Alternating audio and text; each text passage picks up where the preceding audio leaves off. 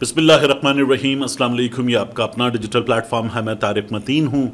वल्लाहु खैरुल माकिरीन। अल्लाह सबसे बेहतर तदबीर फरमाने वाला है, वही बचाएगा मेरे देश को बलाओं से, जो बारिश में शजर से घोंसला गिरने नहीं देता, क्योंकि उसकी तदबीर तमाम तदाबीर की इमाम है। आज मंगल का दिन है, सितंबर की 2 तारीख। मेरा आपसे आज के दिन ये पहला इंटरेक्शन। अहम तरीन खबरें हैं। अल-यमीन गंडापुर ने इमरान खान साहब की रिहाई के हवाले से 2 तरीक़े बताए हैं और उन्होंने ये कहा है कि इन 2 तरीक़ों पर अमल दरामद हो तो इमरान खान साहब रिहा हो सकते हैं। अल-यमीन गंडापुर की जो गुफ्तगू है उसमें इन 2 तरीक़ों के हवाले से क्या है, पूरा कच्चा चट्ठा अभी आपके सामने खोलते हैं। और इसके अलावा इस हुकूमत की जो कारकर्दगी है उसका पोल अगर तारिक मतीन खोलेगा, इमरान रियाज खोलेगा, आगा शेख सरवर खोलेगा, सिद्दीक जान बात करेगा, तो जाहिर है कि बायस का नाम दिया जाएगा। फिर हुकूमती वीडियो बनाने वाली टीम में से कोई भी खातून उठकर कहेंगी कि ये झूठ बोल रहे हैं। लेकिन अगर ये पोल खोला जाएगा एक ऐसी शख्सियत की जानिब से कि जिनके पोल खोलने पर हुकूमत का मुंह खुलकर रह जाए, तो फिर हुकूमत की कारकर्दगी सैलाब के दिनों में, जिसके बारे में इस्टेब्लिशमेंट भी कहती है बेहतरीन है, बेहतरीन कारकर्दगी है। और हमारे यहाँ बात सहाफ़ी भी कह रहे हैं कि मरियम नवाज शरीफ साहिबा छा गई हैं। उसका भी पोस्टमार्टम मैं आपके सामने करूँगा। लेकिन सबसे पहले आप देखिए, हुकूमत के वज़ीर हैं पंजाब में बिलाल यासीन साहब, ये कुछ मुतासरीन के दरमियान बैठे हुए थे और उनके दरमियान बैठकर उनसे पूछ रहे थे कि चावल मिले और जो चावल मिले उसमें बोटी थी, बिरयानी में बोटी थी, बोटी खाई या नहीं खाई, और हाथ खड़ा करो, जिसने बोटी खाई वो हाथ खड़ा करे। तकलीफ दे मनासिर। ये जो लोग हैं ना, ये सैलाब की वजह से घरों से बाहर आए। भिखमंगे नहीं हैं, भिखारी नहीं हैं, ये मांगने वाले लोग नहीं हैं और ये आपके टुकड़ों पे पड़े हुए लोग नहीं हैं। ये शहरों में जब नज़र आते हैं ना हमें लोग, और कैमरा और माइक सामने जाता है और उनसे पूछा जाता है उनका हाल, तो आंखों से आंसू निकलते हैं और बताते हैं लोग, कसमा पुरसी के हमारे लोग बताते हैं कि कितने दिन हो गए कि गोश्त नाम की चीज़ उन्होंने खाई ही नहीं, महीनों हो गए और फाके हो रहे घर में, वो ये बताते हैं। लेकिन ये जो गांव देहात के लोग हैं, ये अपना उगाते हैं, अपना खाते हैं, जानवर पालते हैं, ये अल्हम्दुलिल्लाह सैर होके खाते हैं। इनका कोई जाए तो इनकी मेहमान नवाजी भी देखने वाली होती है, शर्म नहीं आती। इनसे पूछ रहे हैं खाया चावल खाए, बोटी थी या नहीं थी। उसमें एक तस्वीर मरियम नवाज की, सूखे चावल आपने पकड़ा दिए लोगों को, उनकी तस्वीर और उनका नाम लिखने के बाद, और आप ऐसे समझ रहे हैं कि आपके सामने भिखारी नौजुबिल्लाह बैठे हुए हैं, तजलील करते हुए लोगों की शर्म ही नहीं आती। बच्चों से पूछ रहे बोटी थी, हाथ खड़ा करो बोटी थी, कैमरे ले जाके। इतने सीनियर लोग, सियासत में अरसे से मौजूद लोग, और इतनी बेहिसी। अफसोसनाक है जिस तरह से मरियम नवाज शरीफ साहिबा की टीम इस सूरत हाल में काम कर रही है, जिस तरह से वो मरियम नवाज शरीफ साहिबा किसी नाचने वाली की वीडियो लगाकर इमोजी बना देती हैं, जिस तरह से खुद शेयर करती हैं और बिरयानी के डिब्बों पे उनकी तस्वीर लगी हुई होती है। अजीब व गरीब काम किया हुआ है इन लोगों ने। तो सबसे पहले बात यहीं से कर लेते हैं। आसमा शिराजी साहिबा ने बताया है कि मरियम नवाज शरीफ साहिबा की इस हुकूमत की कारकर्दगी क्या है। मैंने आपसे पहले भी कहा ना, कुछ ऐसे लोग जिनके बारे में आज़मा बुखारी साहब आएंगी और कहेंगी हमें इत्तलात मिल रही हैं, ये जा रहे हैं मुतासरीन के पास, जाके कहते हैं ये बोलो ये बोलो ये बोलो, ऐसी बात करो। लेकिन ये वक्त नहीं है कि हम इनके खिलाफ कार्रवाई करें।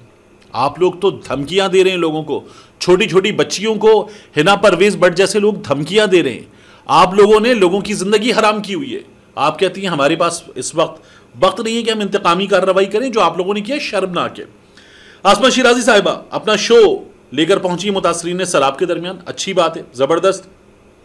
उसके बाद वो ट्विटर पे खुद लिखती हैं अपने शो के क्लिप्स डालते हुए, पंजाब सैलाब की सूरत हाल, चिन्योट और झंग के दरमियान सड़क के अतराफ डूबे देहातों के मुतासरीन की सूरत हाल काफी गंभीर है। 1, अभी पानी उतरेगा तो पता चलेगा उनका कितना नुकसान हुआ। इन लोगों का शिकवा है कि इन्हें सर छुपाने को टेंट नहीं मिले। 2, खाना नहीं। 3, माल मवेशियों का चारा नहीं। 4, बीमारियां फैलने का अलग अंदेशा है। 5, मुश्किलात में घिरे ये लोग बर वक्त हुकूमती इमदाद के मुंतजर हैं। ये आसमा शिराजी साहिबा बता रही हैं। फिर वो भुआना की बात करती हैं। 6-7 गांव डूब गए, लोगों का शिकवा है कि उन्हें मदद नहीं मिल रही। ये जो ना हर जगह पहुंच गए, ड्रोन उड़ रहा है, देख रहा है, एक बच्चा निकाल लिया, दूसरा बच्चा निकाल लिया, ये आप लोग कर रहे हैं इस वक्त लोगों को दिखाने के ढकोसले। ये हकीकी सूरत हाल है। और लोग अपने तौर पर खाना पहुंचा रहे हैं, खुले आसमान तले कपड़ों का साया लगाकर बैठे हैं, ना टेंट मिले हैं, ना चारा, ना खुराक। ये सूरत हाल है। फिर वो बताती हैं कि जब उनकी इंतजामिया से बात हुई, असिस्टेंट कमिश्नर चिन्योट सादिया साहिबा से, तो वो कहती हैं पहले मरहले में हमने लोगों को रेस्क्यू करना और निकालना था, मगर यहां बहुत से लोग निकलने को तैयार नहीं थे। 2014 के फ्लड की मिसाल देते थे, लोगों का शिकवा बचा है, वक्त तो लगना था। अब दूसरे मरहले में हम बहाली की तरफ जा रहे हैं, कैंप्स कायम कर दिए हैं। अभी आपके सामने बताया लोगों ने कि क्या कायम हुए हैं कैंप्स। फिर आसमान शिराजी साहब आगे बताती है, घर पानी में डूबा हुआ है, खुद जो है वो खा रहे हैं, चारा उन लोगों को मिल रहा है जिनको जरूरत नहीं, जिन्हें जरूरत है उन्हें कुछ नहीं मिल रहा। माल मवेशी बचाकर अब सड़क किनारे बैठे हैं, बाकी सामान सब तबाह हो चुका है, इमदाद के मुंतजिर हैं। इमदाद पहुंच गई, काम हो रहा है, बेहतरीन हो रहा है, ये सारा कच्चा चट्टा खुल रहा है। आप देखिए वहां पर लोग क्या बता रहे हैं। डीसी साहबा ने पैगाम दिया कि हमारे पास मुकर्ररा मकामात पर दवाइयां, खाना, चारा मौजूद है, खुद आकर ले लें, हम पहुंचा नहीं सकते। डीसी साहिबा कह रही हैं हम पहुंचा नहीं सकते, ये मुतासरीन बता रहे हैं। अब एक कक्कर वाला गांव है, चिन्योट झंग रोड की सूरत हाल, 25 एकड़ पानी में डूबे हुए हैं, अपने लोगों और हमसायों को यहां लाए हैं। पंजाब हुकूमत थोड़ा बहुत कुछ कर रही है, मगर जिस तरह झंग चिन्योट रोड पर रिलीफ कैंप लगाने चाहिए थे वो अब तक नहीं लगे। लोगों ने खुद टेंट लगाए या छप्पर लगाए हुए हैं, ये एक आम आदमी बता रहा है। पड़ोसियों ने टेंट दिया है जहां बच्चों को छुपाकर बैठे हैं, पहले बारिश में खुले आसमान तले भीग रहे थे। मुसलसल आप देखिए मरियम नवाज शरीफ साहिबा की हुकूमत की कारकर्दगी का पोल सहाफी खोल रहे हैं। यूट्यूबर्स को तो आपने कह दिया ना ये यूट्यूबर्स है, ये इमरान खान के हैं, ये डॉलर्स के लिए बात करते हैं, पाकिस्तान तहरीक इंसाफ के हक में। यहां भी एक बात आप सीधी मान लेती हैं कि लोग आपके साथ नहीं, आपके हक में बात करने वालों को व्यूज भी नहीं मिलेंगे। लेकिन ये टीवी वाले जिनको भर के आप इश्तिहार दे रहे हैं, ये आपका पोल खोल रहे हैं। तो बहुत ही बुरी कारकर्दगी है। इस कारकर्दगी का साफ तौर पर ऐलान हो रहा है। आसमा शिराजी साहिबा यहां तहसीन की मुस्तहिक हैं कि उन्होंने ये सूरत हाल सही तौर पर दिखाई है। इसके बाद अली अमीन गंडापुर साहब ने क्या किया है। गंडापुर साहब जो हैं वो कहते हैं कि इमरान खान साहब की रिहाई के 2 तरीके हैं। उन 2 तरीकों से पहले एक बात तो जान लीजिए कि अली अमीन गंडापुर साहब, इन्होंने जब बात हो रही थी ना 5 अगस्त 2 बरस मुकम्मल होने, हाइप होगी और फिर उसके बाद लाहेमल आएगा, इन्होंने खुद ही नारा लगा दिया था 90 दिन या तो हम नहीं या तुम नहीं, सियासत छोड़ दूंगा। ये गंडापुर साहब ने कहा था। अब गंडापुर साहब ये बताएं कि 90 दिनों के पूरा होने में गालिबन कोई अक्टूबर के दूसरे हफ्ते में ये 90 दिन पूरे होने। तो गंडापुर साहब ये बताएं कि 90 दिन पूरे होने पर क्या करेंगे, और 90 दिन पूरे हो रहे हैं तो हिकमत अमली क्या है इमरान खान साहब की रिहाई के लिए। क्योंकि गंडापुर साहब ने जहां कालाबाग डैम पे बात की, इत्तिफाक राय पे बात की, और ये जो कालाबाग डैम के हवाले से प्रोपेगेंडा होता है इस पे बात की, वहां इमरान खान साहब के बारे में बात की और उन्होंने कहा कि 2 तरीके इमरान खान साहब की रिहाई के लिए। पहला तरीका आइन और कानून पर अमल दरामद है, आइन पर, कानून पर अमल दरामद हो, अदालतों में मुकदमात ढंग से चलने दिए जाएं, इमरान खान साहब को इंसाफ मिले, समातें मिलें, तो फिर इमरान खान साहब जल्द बाहर होंगे। लेकिन इस मुल्क में आइन और कानून नाम की कोई चीज नजर नहीं आती। ये गंडापुर साहब ने बात की।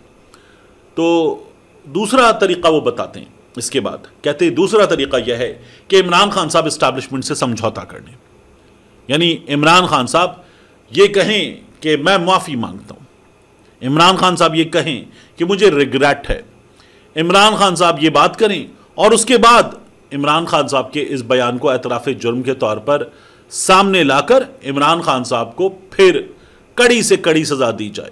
इमरान खान साहब तो सीधी बात कर रहे हैं, मैंने किया हो तो मैं माफ़ी मांगूं, मुझसे माफ़ी मांगी जाए। गंडापुर साहब कहते हैं दूसरा तरीका एस्टैब्लिशमेंट से समझौता।